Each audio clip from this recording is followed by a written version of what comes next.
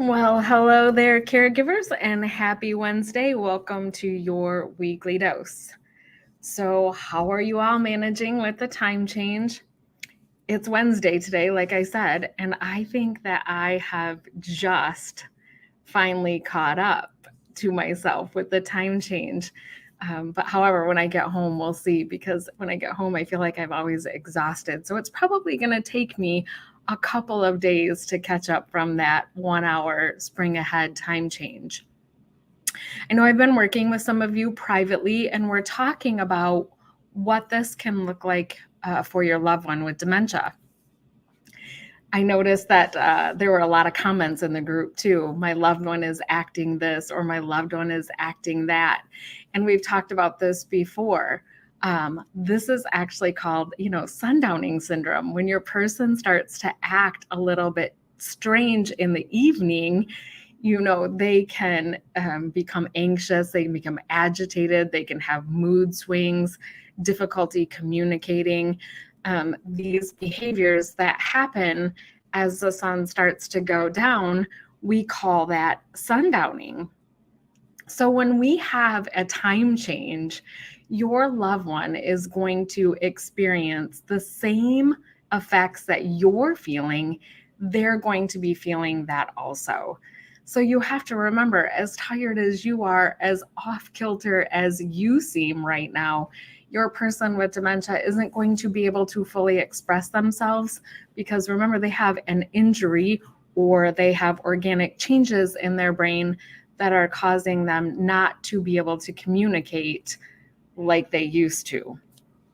So sundowning really isn't fully understood, but it's definitely believed to be influenced by a combination of things. Those things include brain fatigue or physical fatigue, disruptions in routine, and disruptions in circadian rhythm. So you can see how the time change, either spring ahead or fall back, is going to affect your person.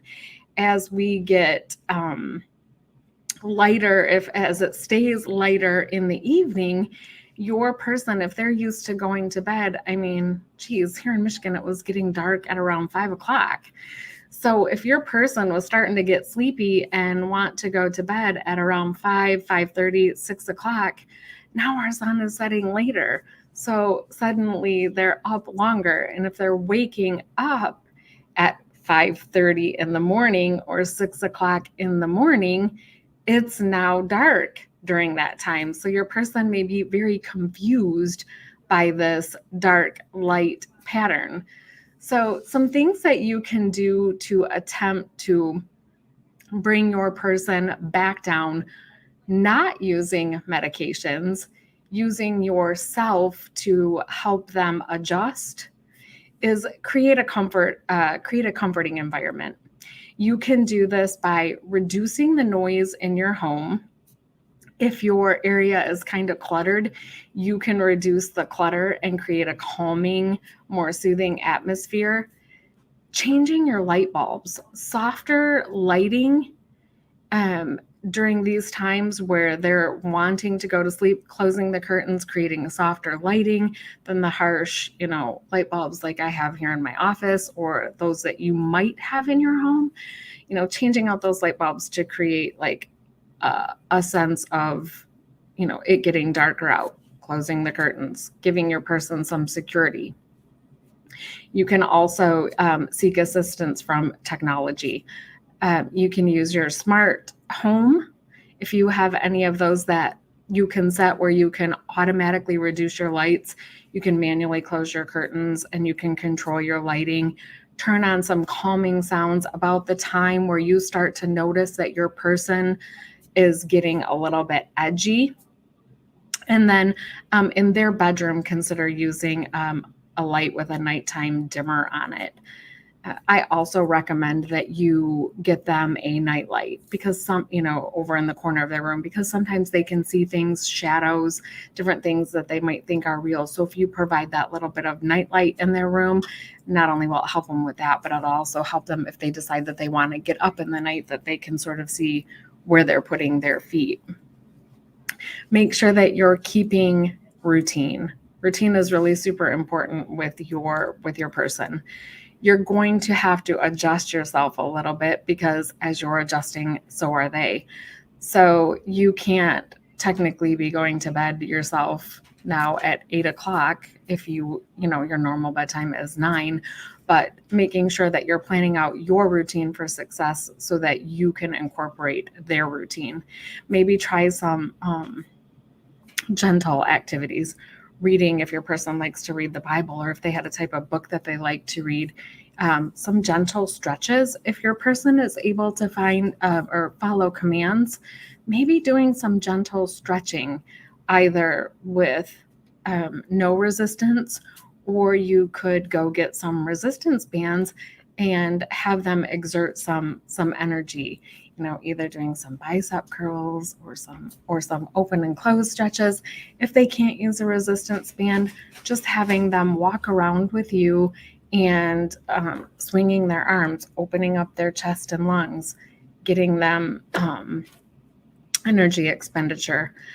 Again, listening to some calming music.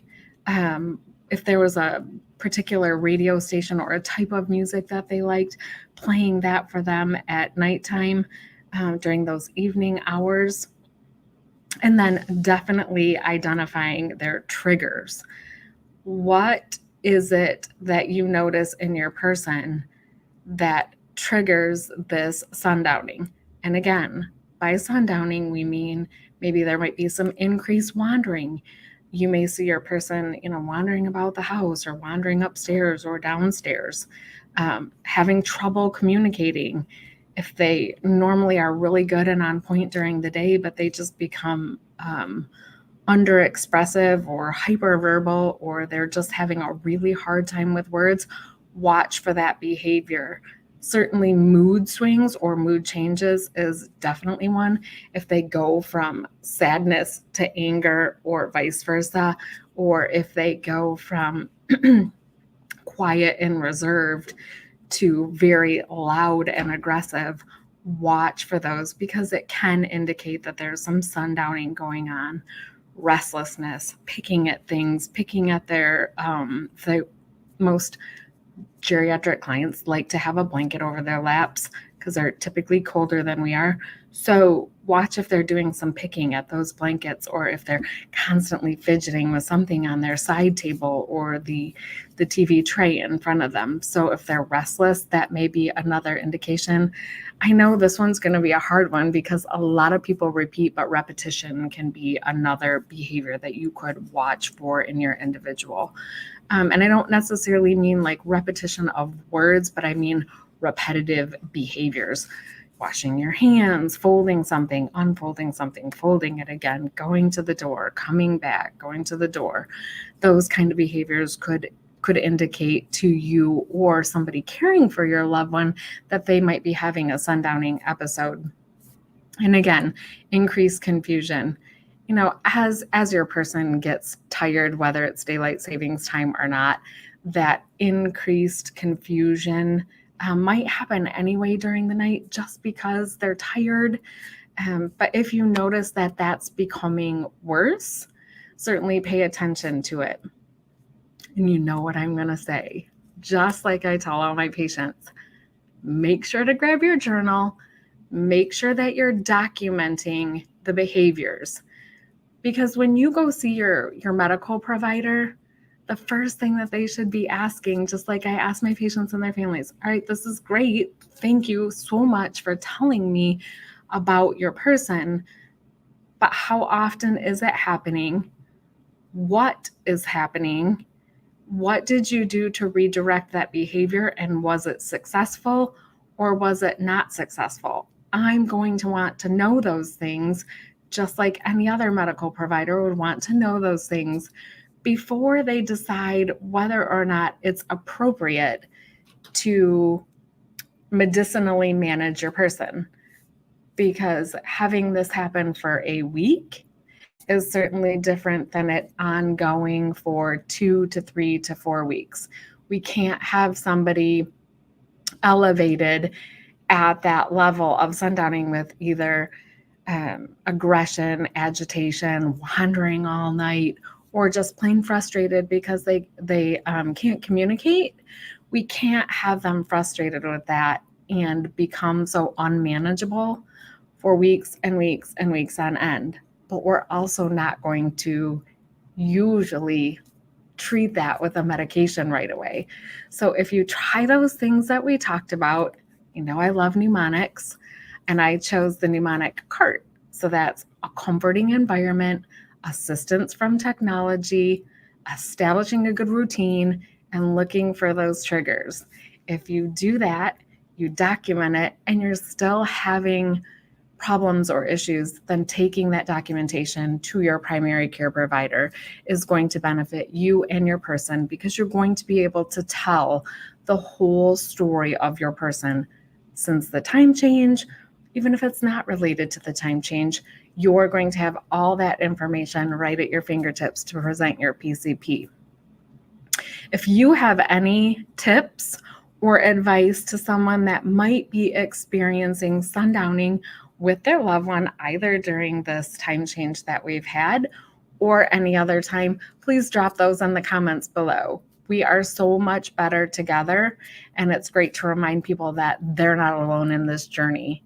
Please join me next week. We're going to be talking about agitation and how to de-escalate agitation in your person with dementia.